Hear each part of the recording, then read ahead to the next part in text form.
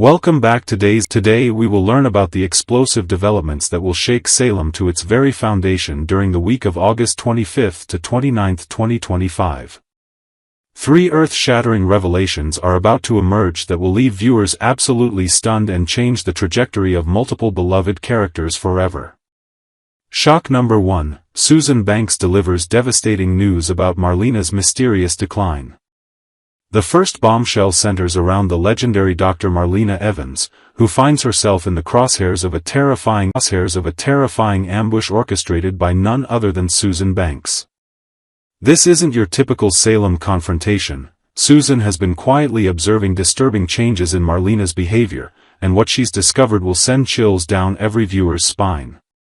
According to our exclusive spoiler sources, Susan has been meticulously documenting alarming signs that Marlena's mind, body, and soul are deteriorating at an unprecedented rate. The psychic connection that has always existed between these two powerful women has allowed Susan to detect supernatural forces at work that others have completely missed. Susan's intervention comes at a crucial moment when Marlena is completely unaware of the dark influence consuming her from within. The ambush itself unfolds in dramatic fashion as Susan corners Marlena in an unexpected location, armed with evidence that will make Marlena question everything she believes about her current mental state. Susan's revelation involves mysterious memory lapses, unexplained physical symptoms, and spiritual disturbances that point to something far more sinister than natural aging or stress. The disturbing news that Susan delivers will force Marlena to confront the possibility that her recent struggles aren't coincidental but part of a carefully orchestrated supernatural attack designed to destroy her legendary strength and wisdom. Shock number 2. Brady uncovers Sophia's web of lies about the baby's true identity. The second massive revelation revolves around Brady Black's relentless investigation into Sophia Choi's increasingly suspicious behavior. Brady's detective instincts have been triggered by a seemingly innocent mistake. Sophia accidentally referenced the wrong gender when discussing her baby, and this slip-up has opened a Pandora's box of deception that will rock Salem's foundation. Our sources confirm that Brady's growing suspicions about Sophia extend far beyond simple inconsistencies in her story. He's discovered that Sarah Horton is also harboring secrets connected to this baby mystery, creating a complex web of lies that involves multiple Salem residents. The truth that Brady is about to uncover is absolutely staggering.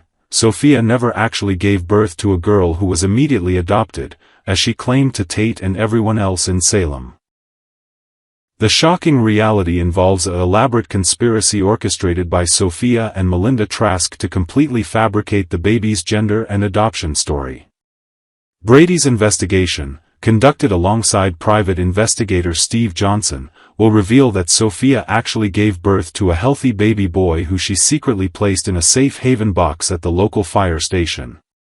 The infant, known by the code name Tesoro, has been living in foster care with Javi Hernandez and Leo Stark while everyone believes the baby girl was whisked away by adoptive parents in Chicago. This deception runs deeper than anyone imagined, with falsified birth certificates, manipulated medical records, and a carefully constructed timeline designed to prevent Tate from ever discovering he has a son rather than a daughter. When Brady finally pieces together this massive fraud, the revelation will destroy multiple relationships and force several Salem residents to confront their roles in perpetuating this devastating lie.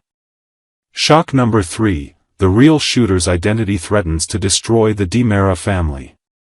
The third and most explosive shock involves the truth behind the shooting that has everyone believing Kristen DiMera pulled the trigger. While Salem reels from Kristen's shocking confession, Leo Stark and Chad DiMera are beginning to question whether her guilt is genuine or if she's protecting someone else entirely. Our spoiler sources reveal that the real shooter is actually Rachel Black, Brady's young daughter, and this truth is about to emerge in the most dramatic way possible. Chad's investigation into Kristen's confession will uncover inconsistencies that simply don't add up, leading him down a dangerous path that threatens to expose a conspiracy involving multiple DiMera family members. The circumstances surrounding the shooting are far more complex than anyone realized, with Rachel's involvement stemming from a series of events that spiraled completely out of control. E.J. DiMera's desperate attempts to throw Chad off the scent indicate that he's fully aware of Rachel's role and has been working with Kristen to ensure the child never faces consequences for her actions. This protective instinct has created a house of cards that's about to collapse spectacularly. When the truth finally emerges, it will reveal that Kristen's confession was a desperate attempt to shield Rachel from a justice system that would destroy a child's life. The revelation will force Brady to confront the horrifying reality that his own daughter is responsible for the chaos that has consumed Salem, while simultaneously exposing the lengths to which the DiMera family will go to protect their own interests. Additional explosive developments. Beyond these three major shocks, the week promises several other dramatic developments that will keep viewers on the edge of their seats. Holly Jonas finds herself in direct confrontation with Sophia Choi, as Holly becomes increasingly aware of Sophia's determination to reclaim Tate's affections.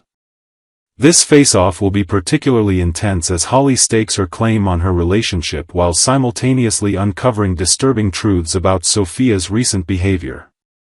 Meanwhile, Gwen von Leuskner's return to Salem brings with it a renewed campaign of psychological warfare against Leo Stark.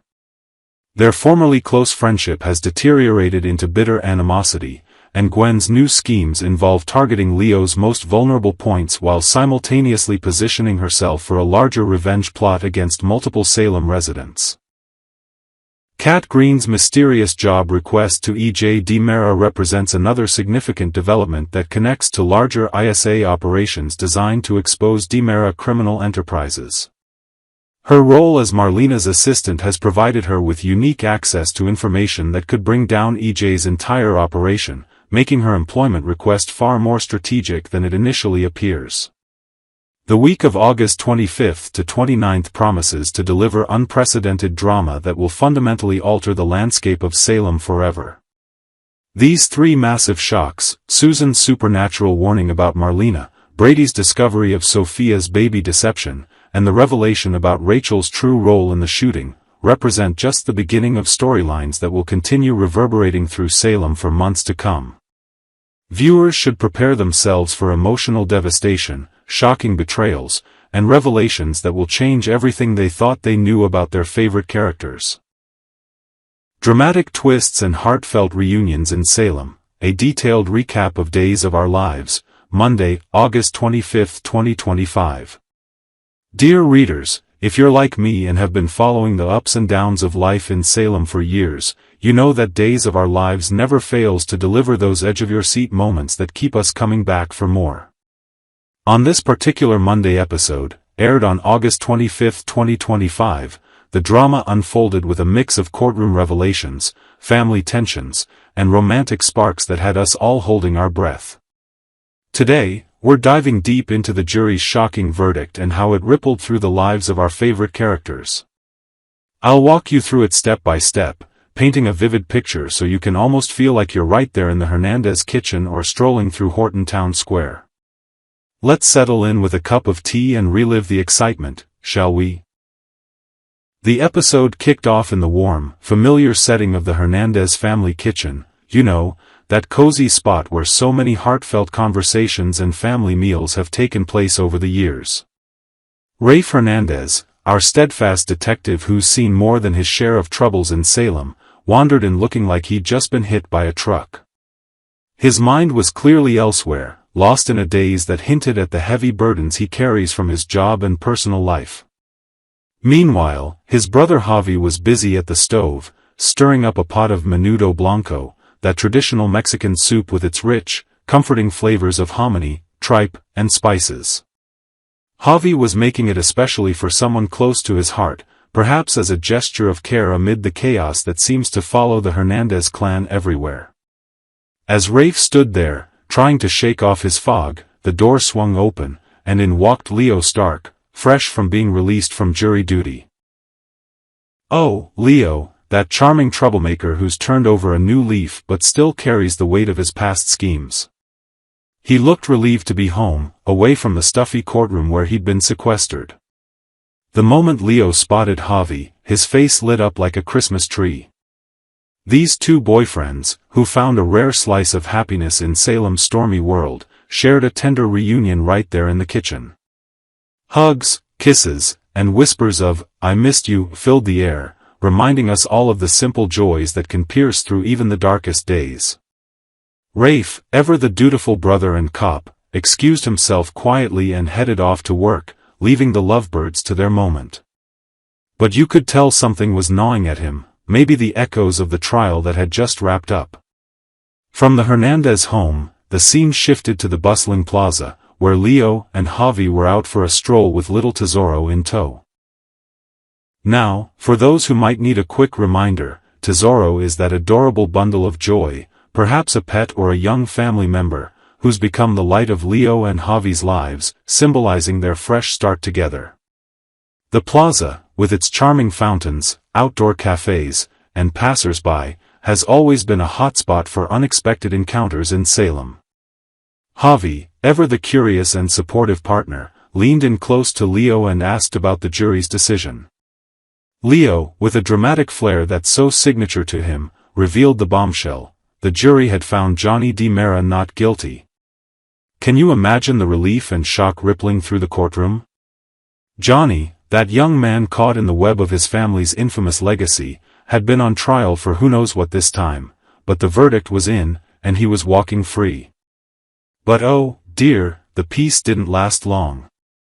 Just as Leo finished spilling the beans, a familiar voice cut through the air like a knife. "I won't tell," growled Gwen Rizek as she approached, her eyes flashing with that mix of hurt and suspicion we've seen from her before.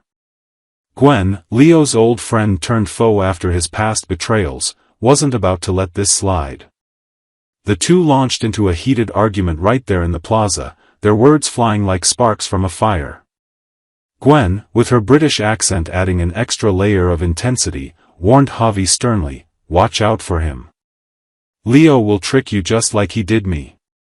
She painted a picture of Leo's scheming ways, dredging up old wounds from when he double-crossed her in one of those convoluted plots that Salem is famous for.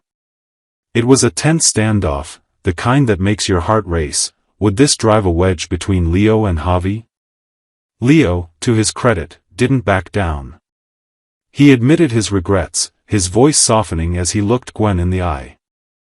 "I wish I could take back what I did to you," he said, his words heavy with sincerity. But then he turned philosophical, explaining how all his mistakes, the lies, the cons, the heartbreaks, had somehow led him to this moment of true happiness with Javi and Tesoro. "I'm the happiest I've ever been," he declared, his eyes misting over.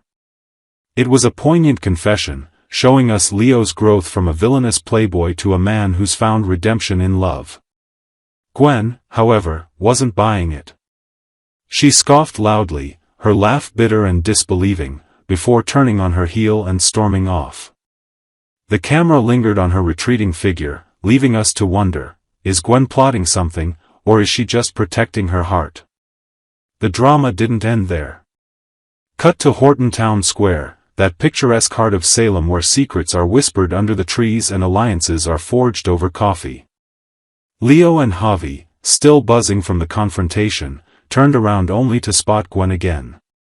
This time, she was smiling slyly, that enigmatic grin that screams, "I know something you don't." What was she up to? Was it a threat, a tease, or just Gwen being her unpredictable self? The square, with its historic plaque honoring Tom and Alice Horton and the gentle hum of daily life, provided a stark contrast to the undercurrents of intrigue.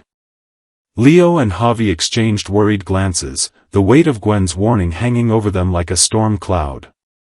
It was one of those classic soap moments where you sense the plot thickening, building toward future explosions. Finally, the episode wrapped up back at home for Leo and Javi, where they sought solace in each other's arms. They headed to the bedroom for a much-needed reunion, the kind of intimate scene that reminds us why we love these stories, the passion, the vulnerability. But even in this private haven, Leo couldn't fully let go.